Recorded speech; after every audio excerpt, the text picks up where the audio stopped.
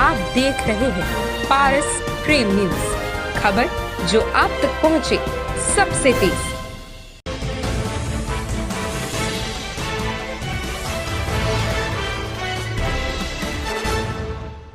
नमस्कार, राम राम, अस्सलाम वालेकुम, सत श्री अकाल। जी हाँ, प्रतीक त्रिवेदी मैं पारस प्रेम से आज एक ऐसी शख्सियत को लेकर आया हूं, जैसा कि मैंने इस इंटरव्यू के शुरुआत में ही कहा कि नमस्कार, राम राम, अस्सलाम वालेकुम, सत श्री अकाल। मतलब जो भारत की तहजीब है वो राम राम है, अस्सलाम वालेकुम है और सत श्री अकाल है। यानी हिंदू हो, मुस्लिम हो, ईसाई हो, हम सब साथ में मिलकर काम करते हैं। और शायद देश की और प्रदेश की एकमात्र पार्टी जो 1992 से सेकुलरिज्म के लिए कार्य कर रही है, धर्मनिरपेक्षता के लिए कार्य कर रही है, यानी समाजवादी पार्टी। और उसी समाजवादी पार्टी से आज एक राजनीति की शख्सियत ही नहीं बल्कि अपने आप में संस्थान जिला अधिकारी हो, मंडल आयुक्त हो, जो फोन नहीं उठाने पर राष्ट्रपति को अपने रक्त से, अपने खून से खत लिखते हैं, ऐसे युवा चेहरे। जब हमको पढ़ाया गया कि गांधी के विरोधियों पुजारियों का मेल है, राजनीति सांप और नेवले का खेल है। जब इन परिभाषाओं से, इन भाषाओं से युवा सच मान बैठा था कि राजनीति केवल सांप और नेवले का खेल है, लेकिन उस राजनीति की परिभाषा को बदल देने वाले समाजवादी पार्टी के नगर अध्यक्ष माननीय डॉक्टर इमरान जी हमारे बीच में हैं।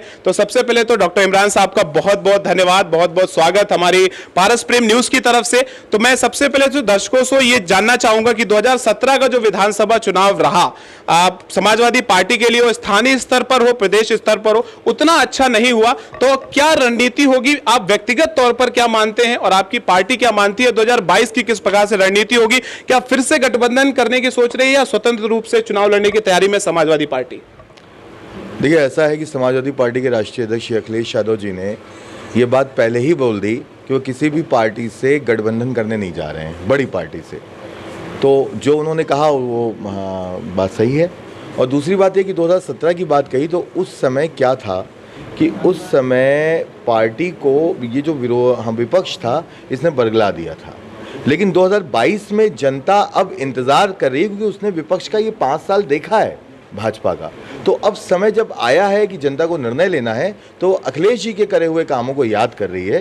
और मुझे पूरा विश्वास है कि 2022 में समाजवादी पार्टी बहुमत की सरकार बनानी चाह रही है। बहुत बहुत धन्यवाद। तो इमरान सर, मैं आपसे एक और प्रश्न करना चाहूंगा कि ध्रुवीकरण बड़ी तेजी से उत्तर प्रदेश में शुरू हो गया है, हिंदू, मुसलमान, सिख, ईसाई को बांटने का जो जैसा आप आरोप लगाते हैं भारतीय जनता पार्टी पर या अन्य विपक्षी दलों पर, तो इस राजनीति को कैसे नकारने की कोशिश करेंगे आप लोग? और क्या ध्रुवीकरण होगा, और अगर होगा तो आप अन्य विपक्षी दलों को क्या संदेश देना चाहते हैं? नहीं, ये तो देखिए कितनी बड़ी मजबूरी है कि भारतीय जनता पार्टी ने 5 वर्ष तक वो बोलती कि उसने कार्य किया है और उसके बावजूद भी आज भी उनको ध्रुवीकरण की राजनीति करनी पड़ रही है। इसका मतलब कि उन्होंने कार्य तो नहीं किया जनता के हितों में। तो जनता के हितों में कार्य करने वाले अखिलेश जी हैं। और ये ध्रुवीकरण की जो राजनीति है, हमें लगता है पेट ज़्यादा भारी है।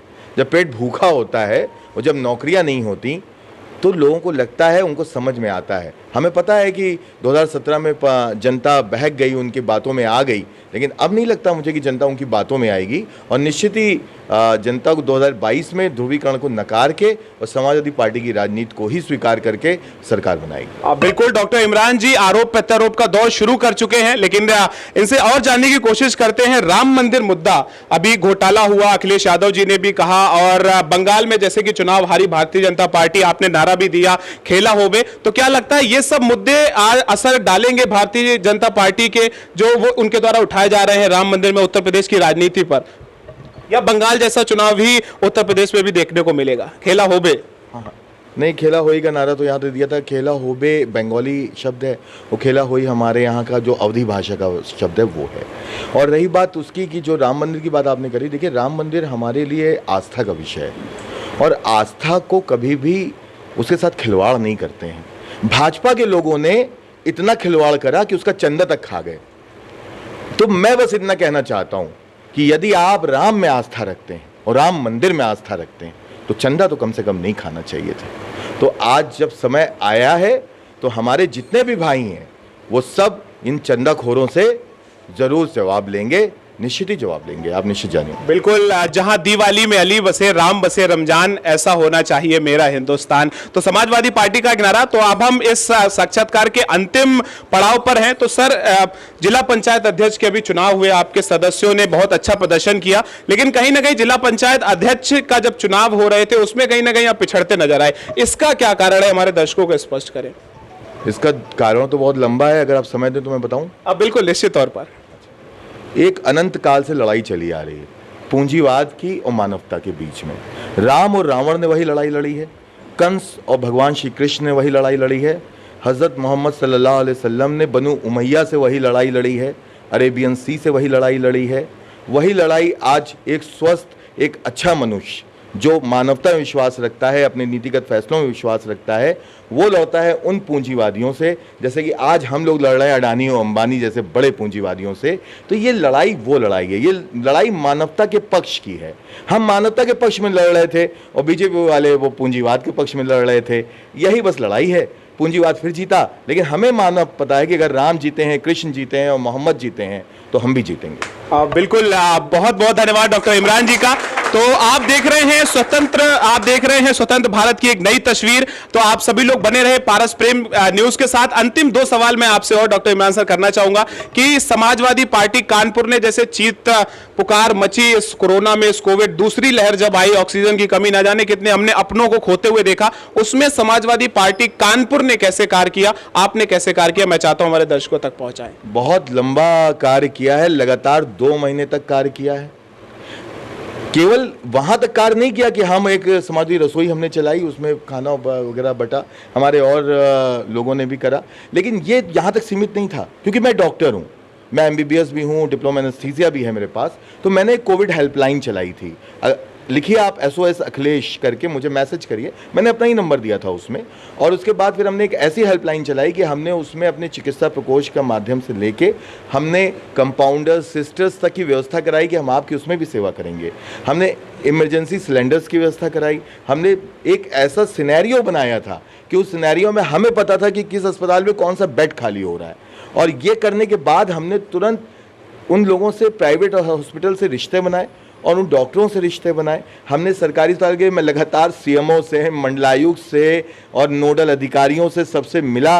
CMO साहब यहाँ के बदल गए, वो लापता हो गए थे, फिर उनकी धरना जब दिया तो वो बदल गए। जब नए CMO साहब आए, नेपाल सिंह साहब, तो उन्होंने मुझे एक नंबर दिया। आज मैं आभारी हूँ उनका, और आपके सामने मैं स्वीकार करता हूँ कि उन्होंने मुझे एक नंबर दिया।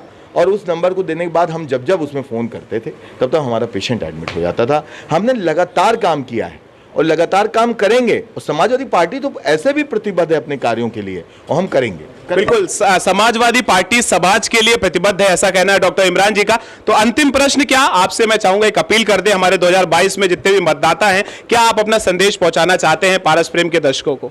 मैं सिर्फ इतना कहना चाहता हूं कि यदि आप मानवता में विश्वास रखते हैं, यदि आप सच्चाई में विश्वास रखते हैं, यदि आप विकास में विश्वास रखते हैं, यदि आप उस समय में विश्वास रखते हैं जिस समय में बराबरी हो और किसी से कोई भी अपमान ना हो, यदि आप मर्यादित भाषा में विश्वास रखते हैं, यदि आप अखिलेश में विश्वास रखते हैं, तो 2022 में साइकिल का बटन दबाइए। बस यही कहना चाहता हूँ। तो बहुत बहुत धन्यवाद। ये थे हमारे नगर अध्यक्ष साहब जो कहते हैं कि साझा ही शहादत है, साझा ही विरासत है, साझा बोलती है बलिदान की कहानियां, और हिंदू और मोमिनों ने मिल के लड़ी है जंग, आजादी की मिल के ही दी है कुर्बानियां। बहुत बहुत धन्यवाद, बहुत बहुत आभार। आप सभी लोग देखते रहे। मैं था प्रतीक त्रिवेदी, पारस प्रेम न्यूज से। अपना बहुत ख्याल रखिएगा। मिलते हैं एक बार फिर से किसी नई शख्सियत के साथ। धन्यवाद।